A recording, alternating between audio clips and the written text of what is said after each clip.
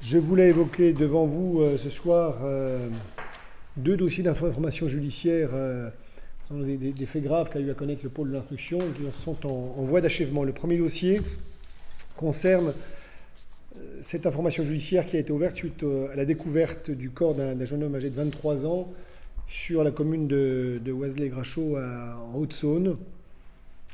Le 6 décembre 2021, qui a amené à l'interpellation puis la mise en examen de la locataire de l'appartement où le corps de ce jeune homme a été retrouvé, une jeune femme âgée donc de 18 ans et 2 mois au moment de la découverte du cadavre. Et cette jeune femme donc vient de faire l'objet d'une ordonnance de mise en accusation hier. Donc le juge d'instruction, à l'issue de l'information judiciaire, considérant qu'il y avait des charges suffisantes pour considérer qu'elle devait être jugée devant une cour d'assises pour l'homicide volontaire de jeune homme.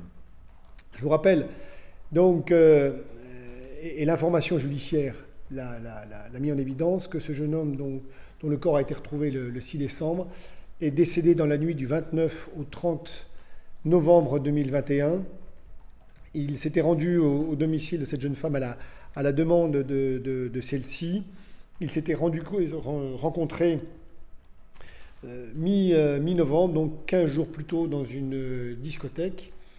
Et l'information judiciaire a mis en évidence donc, que cette jeune femme cherchait de façon intense et active une voiture pour, dit-elle, se rendre à un rendez-vous pour toucher les prestations chômage.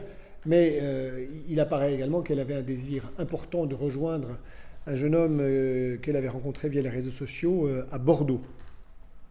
Il a été retrouvé une conversation Messenger qui est assez explicite le 29 novembre à 15h25, donc quelques heures avant qu'elle se retrouve chez elle avec le jeune homme qu'on retrouvera décédé, où elle dit à un tiers qu'elle évoque le fait qu'elle est en recherche active d'une voiture.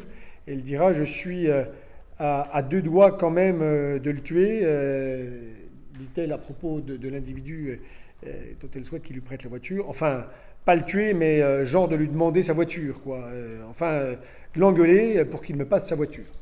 Elle dira, confrontée à ces éléments, que c'est des propos de réseaux sociaux, que ce n'étaient pas des propos sérieux, qu'elle n'a jamais eu l'intention de donner la mort, mais c'est quand même un écrit que l'on retrouvera du 29 novembre à 15h25.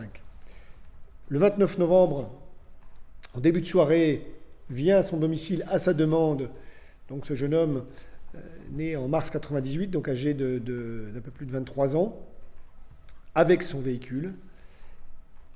Elle va expliquer qu'ils ont passé la soirée, ils sont allés chercher une pizza, ils ont mangé à son domicile. Ils se sont endormis dans le même lit, sans aucun échange sexuel, mais qu'elle s'est réveillée durant la nuit parce que le jeune homme, dit-elle, lui prodiguait sur le corps des caresses. Elle lui a demandé de cesser. Selon ses dires, il aurait insisté, donc elle l'aurait à ce moment-là frappé des coups au visage, des coups importants. On va retrouver lors de l'autopsie des traces d'ecchymose significatives sur le corps de la victime. Elle dit s'être levée, que le jeune homme se serait approché d'elle et qu'elle, affolée par cette approche de cet individu, elle se serait alors emparée d'un couteau et lui aurait asséné un coup au niveau du ventre. Que le jeune homme se serait alors effondré au niveau du sol, puisque l'autopsie va mettre en évidence qu'effectivement il souffrait d'une lésion qui n'était pas directement mortelle, mais d'une lésion importante au niveau de l'abdomen, avec 10 cm de profondeur de la blessure et le foie qui a été perforé, donc perforation du foie qui entraîne des douleurs, a précisé le médecin légiste, extrêmement violentes, et donc qui a entraîné le fait qu'à partir de ce moment-là, le jeune homme est tombé au sol, recroquevillé, du fait de cette douleur intense qu'il ressentait au niveau de l'abdomen, suite donc à cette lésion portée au foie. Et ensuite, elle l'a dit, redit ensuite en interrogatoire, et lors de la reconstitution du 13 juin 2023, elle a confirmé ce point, que alors que le jeune homme ne présentait plus de danger pour elle puisqu'il était au sol avec cette blessure que j'ai décrite. Elle est allée s'emparer d'un cordon, une sorte de cordon qu'elle utilisait pour sa robe, qu'elle a passé autour du cou du jeune homme, et elle a serré fortement jusqu'à une strangulation complète, jusqu'à décès. Et quand elle sera questionnée durant la reconstitution sur son intention à ce moment-là, elle sera très claire pour dire eh bien, j'ai fait cela pour qu'à la fin, il décède. Le médecin légiste, lors de l'examen du corps, va effectivement objectiver sillon horizontal autour du cou, ayant entraîné un syndrome asphyxique majeur, avec fracture de l'os hyoïde, qui est un petit os qui est classiquement fracturé lorsqu'il y a une strangulation violente, et ce décès, le décès du jeune homme, est consécutif non pas à la blessure à l'abdomen, mais à ce décès par strangulation. Ce qui a été objectivé également par l'information judiciaire, c'est que les faits sont décrits dans la nuit du 29 au 30, plutôt le 30 au matin, mais que dès 8h06 le 30 novembre, cette jeune femme est vue dans une station-service Super U de Defcé en train de faire le plein avec le véhicule du jeune homme, et qu'ensuite elle va utiliser à plusieurs reprises la carte bancaire de ce jeune homme pour faire des achats, des retraits d'argent, des locations d'appartements, puisqu'à partir du 1er décembre, elle est à Bordeaux, où elle restera avec le jeune homme rencontré via les réseaux sociaux, finançant des locations et des achats, des repas, toujours avec la carte bancaire du jeune homme. Elle sera de retour ensuite sur la Côte d'Or, puis sur le Haut-de-Saône, le 4 et le 5 décembre. Elle sera interpellée le 6 sur la base du signalement de disparition émis par la mère du jeune homme. Il était domicilié encore au niveau familial, il travaillait, elle s'inquiétait qu'il ne se soit pas présenté au travail, et les investigations diligentées, notamment le fait que cette jeune fille soit vue et ait été vue avec la carte bancaire et utilisant la carte bancaire un distributeur automatique de billets, va précipiter son interpellation le 6 décembre et donc la découverte, je l'ai dit, du corps. Voilà les informations judiciaires qui ont été recueillies au niveau des faits, au niveau de la personnalité de cette jeune femme. Le premier expert psychiatre qui l'a examiné a évoqué des traits psychopathiques avec égocentrisme, amoralité, vénalité, estimant que ces traits psychopathiques généraient chez elle une altération de son discernement au moment du passage à l'acte.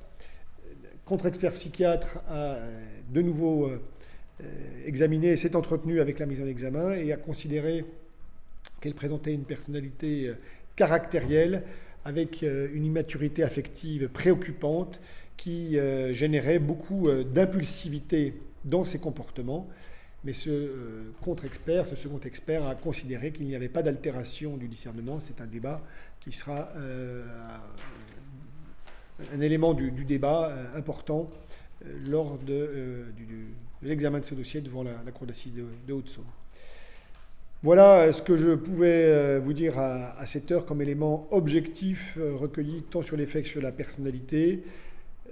Le magistrat instructeur, donc sur réquisition conforme du ministère public, a ordonné sa mise en accusation. La défense a un délai de 10 jours pour éventuellement interjeter appel ou non de cette mise en accusation, donc du chef d'homicide volontaire, crime réprimé de 30 ans de réclusion criminelle, et de 2 délits connexes, le vol du véhicule Peugeot 307 de la victime et de sa carte bancaire, et du second délit connexe de l'escroquerie par utilisation avec le code bancaire de la carte bancaire de la victime.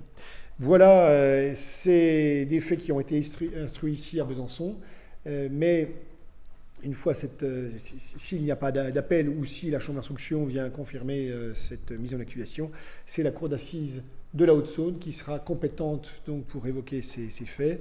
Et une fois cette décision définitive, cela ouvrira un délai de 1 année pour juger cette personne, puisqu'elle est toujours en détention provisoire. Très, très jeune femme, hein, je l'ai dit, 18 ans et 2 mois, mais qui a reconnu avoir donné la mort dans un contexte très particulier que la Cour d'assises devra là aussi examinée. Voilà ce que je souhaitais vous dire sur ce premier dossier.